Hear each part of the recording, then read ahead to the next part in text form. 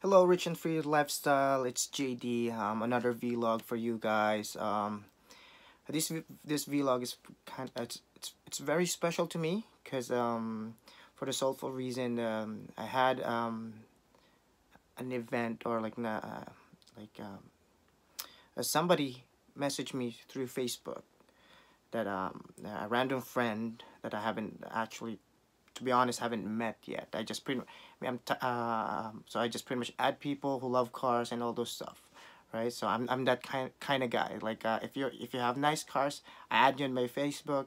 If you're Filipino that's close to my area, I add you in my Facebook. So I'm that kind of guy. So tonight I was like watching Netflix with my daughter, watching Fluffy on her 20 years anniversary of in the comedian industry. And I got this message from this guy, and he wants it to be like off the books on his name, and I completely understand and I appreciate him so much. Let me read you um, the message I've received. Okay, so it goes like this. It's the actual words. I don't really know you, man, but I respect the living hell out of you. A lot of your posts and words alone have got me through some rough times. Always inspirational and well worded, all around amazing person. From the heart, thank you so much. Um, it touches me. That this message really touches me because I didn't expect all the things that I've been doing on social media, Facebook, like posting like quotes that I felt like I can relate to, understand to, going through at the time. Some when I'm posting it, I've been through them. Um, so that being said, it's like yeah, I'm really really feel so much gratitude that I was able to touch somebody's life and get them through some tough times in their life. Um, I guess in this vlog I want to tell people my piece of struggle or my story, my truth. So let me start back in the Philippines. So I'm from the Philippines, raised and born Lipa City, Batangas, Batangueño. Um, Mom and dad, my mom and dads were really hardworking people. My dad is an engineer, and he always he worked abroad. Um, so we have that kind of household that we never had a lot of time with him because we understand the sacrifice that he is doing for us so that we have a better future, so that we can go to better schools, like how we can pay our tuition fee, we have food on the table. Same as with my mom.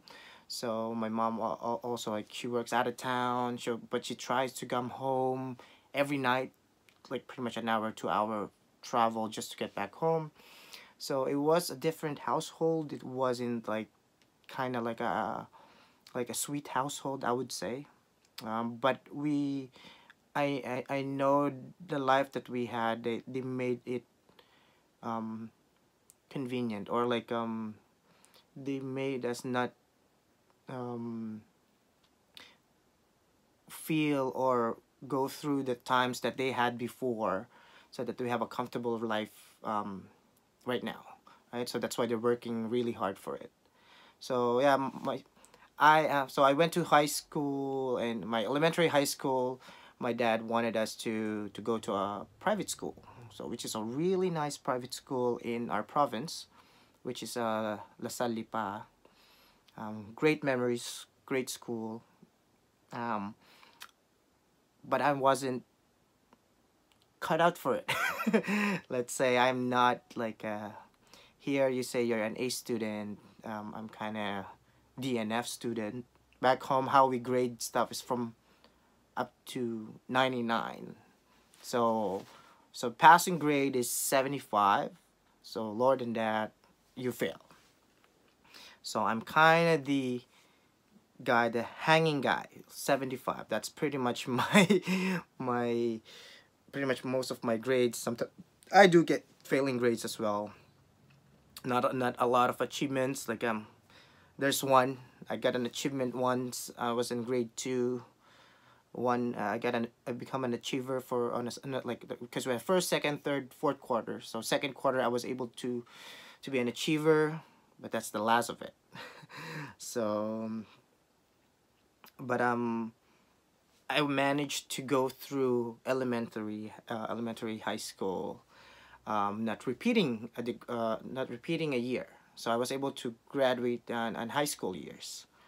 So that was my life. So I was like just trying to hang on, like just so that my mom and dad could say like, okay, next level, maybe try next time, maybe try next time. So I wasn't really as good as my brother, younger brother, when he was in elementary, and also in his some of his high school days. But yeah, I was kind of be the kind of I felt I was kind of the black sheep of the family because I was like I kind of felt I've always been disappointing my parents in a certain way, but there's nothing I can do about it, especially when it comes to school. Um, then I reached college, so college was a big thing because I felt like, oh, it's college time. So my dad is he's an electrical engineer. My mom is in the pharmaceutical industry, and I always want to, like, make my dad proud. So I took a course of computer engineering, so that I can say I'm a kind of engineer. I thought it counts that way, but I guess not. So I took computer engineering in LaSalle for first 2 years, but got like I failed a lot, so I kind of moved schools. Like any teenagers and going through puberty and stuff, I was like, in and out, always hanging out with my buddies, my friends. So I was lost through the school period, and I was in college for 6 years. Again, trying to just hang on, just to till till the day my dad said like, "Hey, son, like we were having kind of financial struggle then because my dad stopped working abroad because he wants to be with us with the family, and he started his own business. So but business wasn't booming, and we had been struggling for financial problems. So my dad took off again and tried to at least recoup money just to start all over. And so he said to me before he said like, "Hey, son, I can't afford it anymore. We can't afford it anymore. So you have to start working." And I was like, yes. So it was one of those things that actually made me excited, because school was not really my thing. Like I'm not doing school. It's funny how I pretty much I've almost finished college, but I left all my math subjects. It just doesn't cling with me. Math is just like no, no. Math for me is merienda, agahan, tanghalian, hapunan. It's like pretty much like meals. That's the meaning of math to me back then. That was a joke back home. Um, but yeah, so it didn't work out. I stopped college. Went to went to look for work. So I have great buddies that have graduated in my school, and they said, "Hey, we can hook you up." I said, like, "I'm looking for a job. We can hook you up." It's like, okay, and the job was as a call center agent. And that time, I'm already with my wife, and so she's been very supportive um, with me. So we've been almost like I think half a year in a relationship, boyfriend girlfriend relationship, right? And she's been very supportive with me. Like, yeah, yeah, just do it, just keep doing. She's kind of person that, okay, sure, let's do it. Yeah, and that's what I like about her. I have like past relationships, and I felt like I'm kind of be like, because I'm not good in school, and most of the girls are like back home, like during those days, like there's standards when you become a boyfriend. Now, what do you do? How do you do in school? This and that. So finding her was a gem, and it got me through me finding work and working hard. So my first job was I find it really enjoyable. It was really a great experience. Then there was another chapter in my life. So this that we were having a girl, we were having a baby girl. So and it was one of the I think I was we were 21, and we were talking about it. So what are we gonna do with it? So I was like, well, I remember my mom and dad saying, like, because it's like if you have a job, then go ahead, get married, have kids if you have a job. So but if you don't have a job and you're still studying, don't get married. So I was like in the point, it's kind of perfect. Well, because I'm in a stage where I'm always like kind of pretty much looking for my parents' approval, and like is this good and stuff. So they're a big influence for me on my decisions. But and in this times, like I'm starting to like I'm not called rebellious, but just deciding for myself. So I'm making money, and like I said, okay. Um, so what we did, we told my wife's mom that she's pregnant, and my mother-in-law was like just fine with it. Like, okay, so what are you gonna do? Well, so what are you gonna do? So they asked. I said like, well, we're just gonna get married, probably just um in the with the judge, or so just a simple ceremony, pretty much. And so the toughest part is me telling my parents, which is so weird. Like it's supposed to be tougher for the girl side, but it was tougher on my side. Um, so I was telling them, they were in their bedroom, and I said like I actually asked my one of my aunt, my um and for advice, and I just pretty much like whisper in her ears, because I know my aunt and my mom are pretty close. So they're pretty much, so I know she already told my mom. And then there's like a point that I'm just waiting for them to call me upstairs and tell, okay, well, we'll have a good talk. So my mom and dad, so we talked.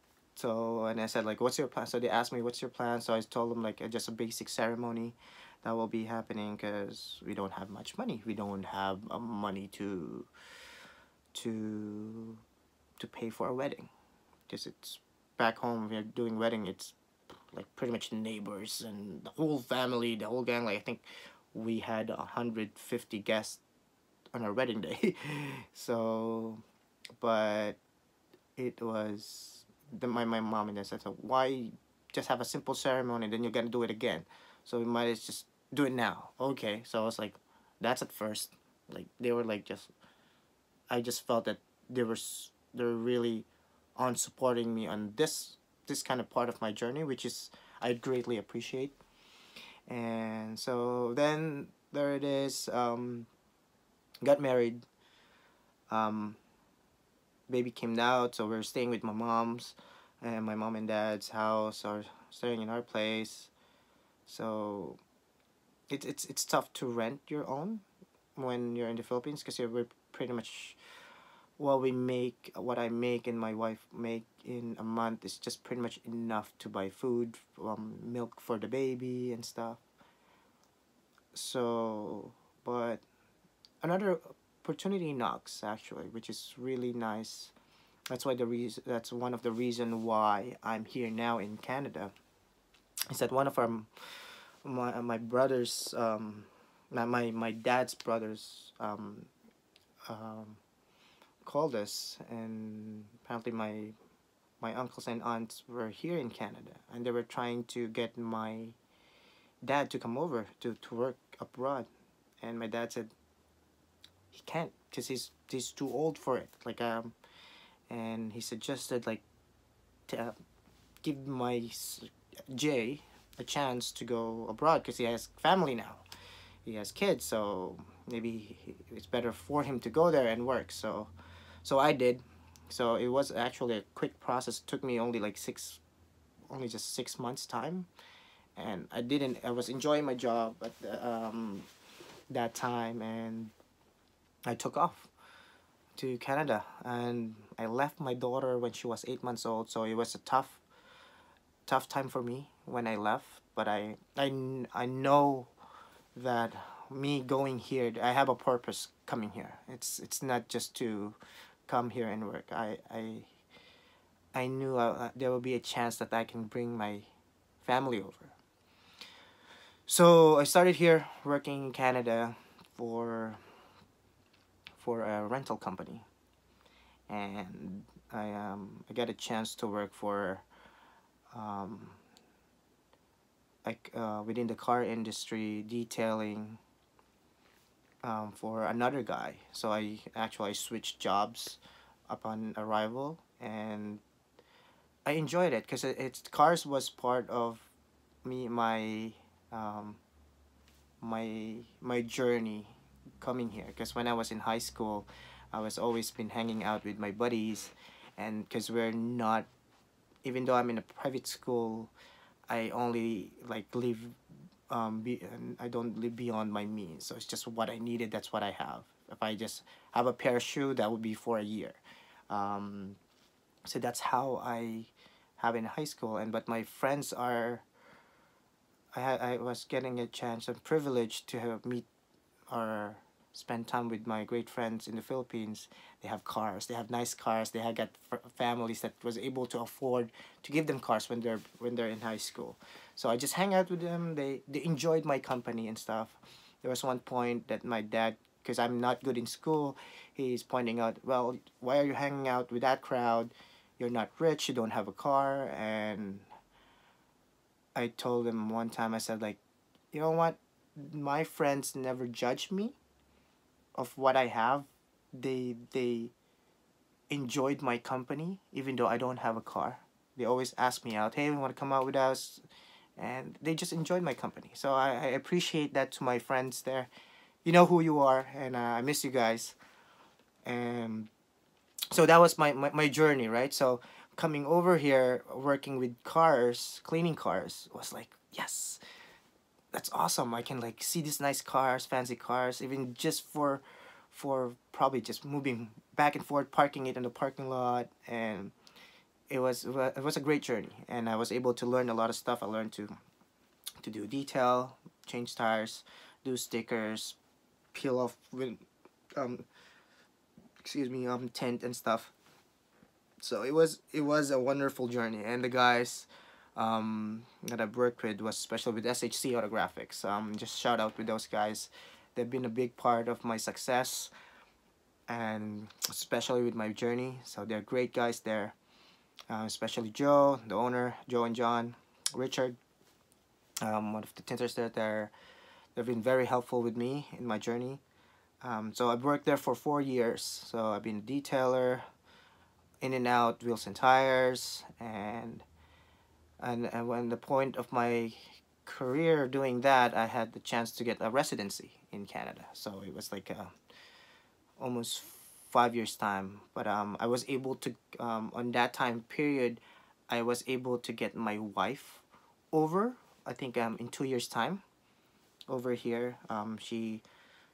She left my daughter. I think when she was 2 years old, and she went to Taiwan, and then was able to come over here. So we got a chance to be together. So, and the time period, like me working at SHC, we got kids. We have, well, I have another kid, a baby boy, and so that was my journey pretty much on when I started here in Canada. And so through those times, so we got residency, and the owner was very supportive with us, me and my wife. And also um, it's yeah, it's been a great success for me doing that. So why am I saying this to you guys? It's just that just right now where I'm at right now. So it's been 10 years. I've been here in Canada, and I'm also working my citizenship. Hopefully February I pass the citizenship. Right now, within those 10 years time, I was able to move from a car detailer to a salesperson here, talking to you on a video, on a vlog. And I also want to become an entrepreneur. I'm doing now, like I'm doing a couple of building my business also, um, through online, Facebook, Instagram, Twitter, and it's been a great journey. And the reason and that's why it's just my truth, right? And it's amazing how I was able to touch um, this guy's life in my simple post, being positive in life. And it wasn't smooth flowing. It was a bumpy ride, to tell you. So if you're struggling, if you're having hard time in your life right now, hope this video inspired you. It's it's it's not always like a smooth sailing. Everybody tries to go to find their own road, right? And don't let it stop you. Just just keep it in mind. If you have a goal, keep keep keep doing it. Like, keep moving forward. One same goal, always same goal. But if you stop here, there's another way. There's another road. There's always as long as you keep in one goal, you will go for it. You will reach it. You will achieve your dreams. So hopefully this vlog was very helpful for you guys, and also especially to the guy who had messaged me. This man, I hope this helped you out. Hope that I was able to introduce myself to you. I know we haven't met, we haven't like really talk or anything. You just see me on Facebook. Hope this video inspired you, and I hope everybody else as well. So thank you again. Hope you guys watch it till the end. Again, this is Jay from Rich and Free Lifestyle, and God bless. More blessings. Keep it positive. Good night.